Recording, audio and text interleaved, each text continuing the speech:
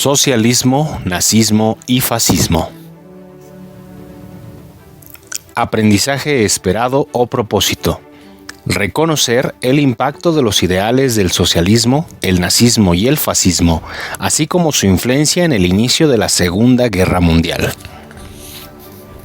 Debido a las difíciles condiciones que prevalecían después de la Primera Guerra Mundial en Italia y Alemania, y a fin de orientar la reconstrucción y recuperar los empleos, esos estados ejercieron un control férreo sobre todos los ámbitos.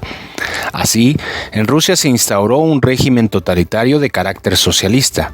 En Alemania se estableció el nazismo y el fascismo en Italia y España. Los regímenes autoritarios y totalitaristas exaltaban el nacionalismo, se basaban en el sostenimiento del pueblo, al líder y al partido en el poder, fomentaban un culto a la guerra y perseguían a sus opositores. Socialismo. Vimos en un bloque anterior que Rusia se había retirado de la Primera Guerra Mundial en 1917, cuando estalló en su interior una revolución de carácter socialista. Esa nación se desligó del sistema económico capitalista al crearse la Unión de Repúblicas Socialistas Soviéticas (URSS), donde se estableció un sistema económico que suprimió la propiedad privada sobre la producción agrícola e industrial, y esta comenzó a ser administrada por el Estado.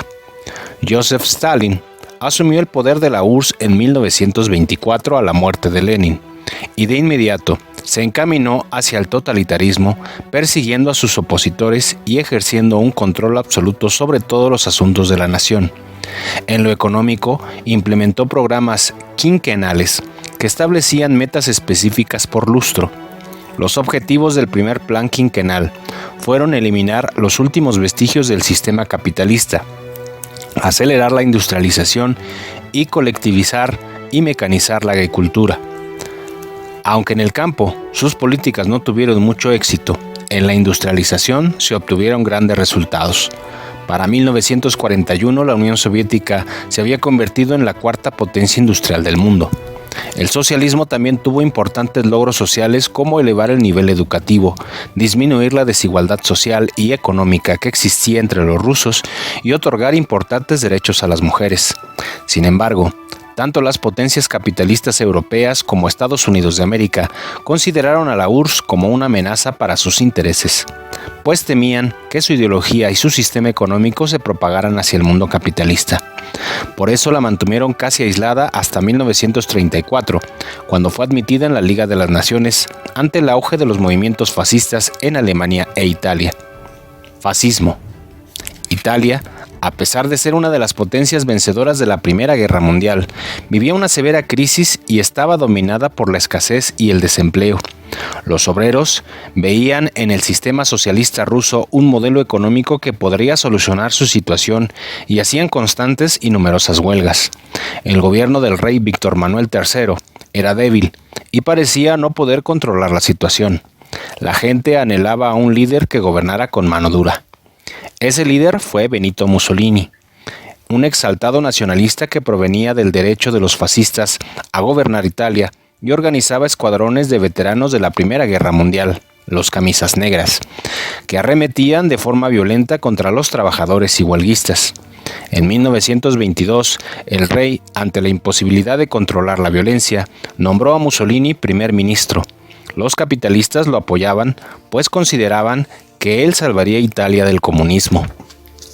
En 1925, después de un proceso electoral muy violento, triunfó el Partido Nacional Fascista encabezado por Mussolini.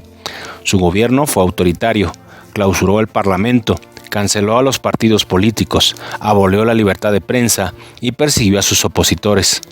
Su política económica favoreció a los capitalistas.